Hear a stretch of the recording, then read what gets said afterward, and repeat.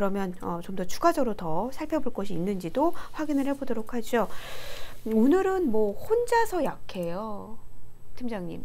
그러게요. 그게 제일 답답한 거예요. 그러니까 이렇게 보시면 돼요. 그러니까 글로벌 증시의 흐름, 이게 중국 따로, 그 다음에 미국 따로, 우리나라 따로 봐야 돼요. 왜냐면 우리나라나 미국이나 대부분 실적이 별로 안 좋을 거라는 것들을 다들 알고 있는 사실. 그런 가운데 미국 기업들은 실적을 발표했는데 예상보다 다 좋아요. 그죠? 예. 그다음에 지난주 발표된 것들을 보면 실적 추정치가 그 둔화폭이 축소되고 있는 과정.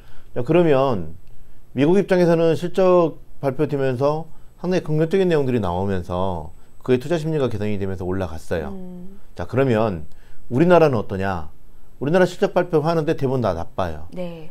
예상치를 하회하고 있습니다. LG 디스플레이도 LG 디스플레이가 가장 큰 문제였었고요. 아침에 일단 텍사스 인스트루먼트 실적 발표를 하고 나서 처음에 한 5% 뛰었다가 컨퍼런스 콜에서 반도체 업황에 관련된 언급을 합니다. 이제 그러면서 마이너스 1.6%로 빠졌어요. 마이너스 1.6%이기 때문에 시장에서는 크게 받아들일 필요는 없었던 내용들이었단 말이죠. 자, 그러면 우리나라 같은 경우도 삼성전자나 하이닉스 같은 경우도 장 초반만 하더라도 별로 안 빠졌어요. 그러고 있는 도중에 LG 디스플레이가 실적이 3분기 만에 마이너스로 다시 적자 전환을 해버립니다. 그러면서 거기에서 그런 얘기를 하죠. IT 기기에 대한 수요 둔화라든지. 그것도 스마트폰을 해가지고 생각보다 안 늘었다고 얘기했거든요. 그런 내용들을 언급을 하면서 갑자기 이제 관련된 종목들 이게 툭툭툭 빠지니까 관련된 종목들이 빠지기 시작하죠. 이게 달라요 좀. 그러고 있는 도중에 갑자기 10시 반 정도에 그 호주가 소비자 물가 지수를 발표를 했는데 별로 안 좋아. 그러면서 이게 안 좋다기보다는 너무 낮아. 그러니까 시장에서는 무슨 얘기가 나오냐면 호주에 대해서 호주 중앙은행이 금리 인하를 단행한 거 아니야? 5월 달에. 이런 코멘트가 나오면서 호주 달러가 1% 넘게 달러 대비 약세를 보여버립니다.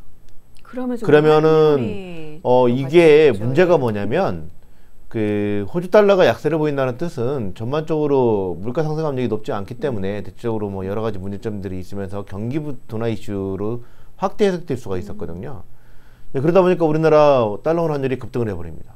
거기다가 중국 인민은행이 유동성 공급을 지준율 인하 안 할 거야 뭐 이런 코멘트를 해버리고 그 다음에 뭐 미국과 EU 간의 무역 분쟁. 그러니까 트럼프의 발언은 이게 어제 미국 증시에 영향을 안 줬지만 잘못하면 이게 크게 영향을 줄 수도 있어요. 뭐냐면 5월 18일 날 자동차 관세.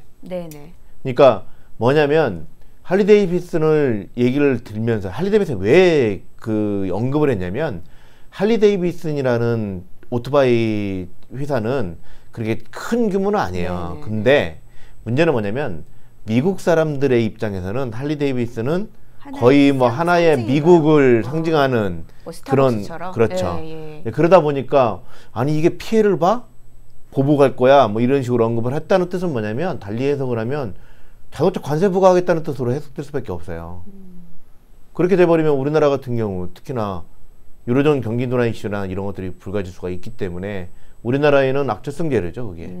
가뜩이나 유로존 경제 얘기가 상당히 많은데 거기다가 또 관세까지 부과하게 되는 그러다 보니까 대체적으로 우리나라 입장에서는 가뜩이나 실적이 별로 안 좋고 여러 주변 여건들이 별로 안 좋은 과정 속에서 환율이 툭 튀어버리니까 외국인들은 거기에 대해서 매도할 수밖에 없어요. 이제 그러다 보니까 시장 자체가 수급조 불안하지, 투자 심리도 위축돼 있지. 그러니까 다른 나라에 비해서 별로 안 좋았어요. 그 다음에 중국 증시도 마찬가지입니다. 중국 증시도 5G 장 초반에 밴커버 그 영국 정부 쪽에서 그 화웨이를 배제하지 않겠다 언급을 하면서 5G 관련된 종목들이 급등을 해버립니다. 그랬음에도 불구하고 방금 전에 말씀드렸던 인민은행의 지준율 인하라든지 이런 것들이 없다. 그러니까 최근 들어서 중국 증시의 가장 큰 특징 중에 하나가 경제 지표가 잘 나오면 경기 정책을 축소할 수 있다. 이런 코멘트들이 나오기 시작하는 거죠.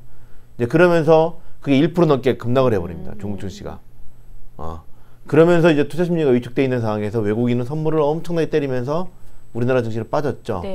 근데 문제는 뭐냐면 우리나라가 살짝 반등을 주긴 했지만 0.88%면 거의 뭐 0.3% 정도가 올라온 거죠. 저점 대비. 좋다고 해야 되나? 아니요. 그죠? 그래도 그쵸. 한 11포인트 올랐으니까. 대체적으로 이 문제는 뭐냐면 중국 증시를 볼게요. 중국 증시는 심천이 기술주 중심이잖아요. 중국 이쪽이 증시가 빠르게 올랐어요. 예. 장초 오후장 들어서면서 상승 전환에 성공을 해버립니다. 특히 이 심천종합 거의 1% 가까이 올랐었거든요. 이걸 주도했던 게 누구냐면 이거예요. OLED 대표 종목인데 네. 보합 근처에서 왔다 갔다 하다가 갑자기 오후 들어서 상한가로 가버립니다. 그러니까 5G 업종들이 계속적으로 강세를 좀 보였고 더 나아가서 소프트웨어 회사들이 강세를 보인 반면에 OLED는 보합을 보이다가 갑자기 튀어 올라요. 그러면서 미국 중국의 이런 식으로. 근데 문제는 뭐냐면 이유가 없어요. 그냥 올라버린 겁니까? 중국의 최근 들어서의 가장 큰 특징 중에 하나가 방금 전에 언급해 드렸듯이 큰 흐름에서 중국 증시를 볼 때는 경제 지표가 개선이 되면 경기 부양책이 촉소되는 거 아니야? 이런 식의 코멘트들이 나오면서 오히려 매물이 나오기도 하고 그러는데 그걸 빌미로 해서 최근 들어서 기관과 외국인이 테마를 옮겨 다녀요. 그러니까 우리나라 공통적인 게 개별 종목이 움직이고 있다는 걸 계속 그렇죠. 말씀해 주셨어요. 예. 개별 종목들끼리 그러니까 5G가 어저께는 또 급락을 했었거든요.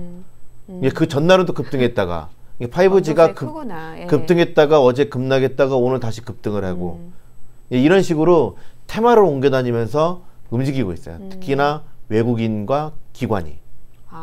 개인 투자가들도 뭐 움직이고는 있지만 특징적이었던 게 그 중국 내부의 그 기관과 외국인들이 외국인하고 치하더라도 여기는 우리로 치면 검은 머리 외국인일 수도 있겠지만 중국 내부에서 이제 후광통이나 이런 것들을 통해서 외국인들이 움직이는 거에 있어서는 외국인들끼리 왔다 갔다 하고 있어요. 이게 테마가 하루하루 달라요.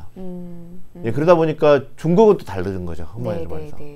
그런 과정 속에서 우리나라만 지금 피해를 보고 있는 거예요. 이게 중국 대만하고 우리하고 비슷하다고 하는데 대만은 강보합으로 끝났어요. 정말 다르게 움직이고 있거든요. 요즘. 그게 왜 그러냐면 저쪽 있잖아요. 걔네 애플 관련주들. 이제 그것들이 좀 강세를 좀 보이면서 파운드리 업체들 말씀하시는 그런 건가요? 쪽으로 보이면서 시장이 좀 강세를 좀 보였거든요. 그 흐름을 우리는 못 따라가고 있다고 보시면 돼요. 요즘엔 대만하고 같이 안 갑니다. 우류주도 대만 기업하고 같이 간다고 얘기를 OEM 관련주. 근데 대만은 먼저 갔는데 우리는 못 가고 뭐 그랬었거든요. 그래서 좀 각자 따로 지금 현재 시세가 난다는 점, 이 점이 오늘 시장의 가장 큰 특징이었고요. 그렇기 때문에 내부적 그 나라 그 증시마다의 내부적인 모멘텀을 찾아야 된다는 게 특징이었던 것 같습니다.